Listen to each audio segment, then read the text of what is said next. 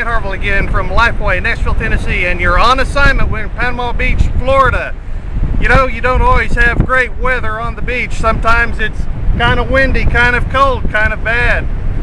Yesterday we talked a little bit about shooting indoors using the available light with a little bit of field flash to get your pictures.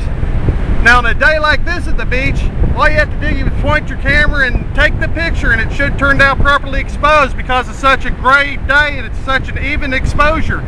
But have you ever gone to the beach and had your family stand in front of the water on this bright sunny day? The sand was glowing, the water was bright, and you had them stand there and you took their picture, and you get the picture back and everything is exposed right except for your family, and they're real dark. The meter on your camera can sometimes be fooled in these really bright conditions. There's 2 or 3 things that you can do to take a better picture. Number one, expose for your family. Move your exposure meter to where you are exposing on your subject and take the picture at that exposure level. It will brighten the background and it may go a little bit bright, but your family will be properly exposed. Another thing you can do with your camera is take your camera and add 1 or 2 exposure compensations to it. Go to 1, go to 2, and that should brighten up your family once again. But once again, the dark ground might be kind of a little bit bright, but usually it's within an acceptable limit. Last thing you can do is do what we did yesterday. Expose for the sand and the sky, and then take your camera and use your flash. Either pop your flash up or turn your flash on and use a little field flash.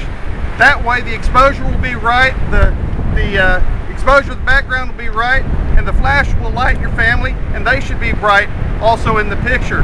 Those are just 3 things you can do. You can also use a reflector. If you had somebody hold a reflector that's bouncing some of the sun back into your family's face, that would also be an acceptable way to do it. There are several little tips and tricks.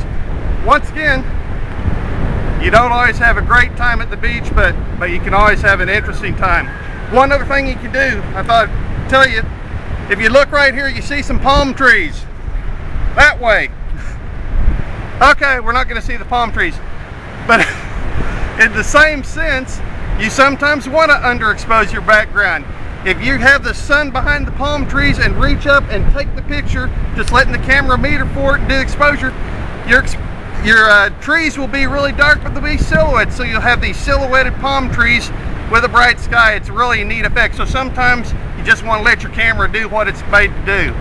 Anyway, this is our last assignment in Panama City Beach, Florida. We're heading back to Nashville, Tennessee, Music City, USA. This is Kent Harville on assignment.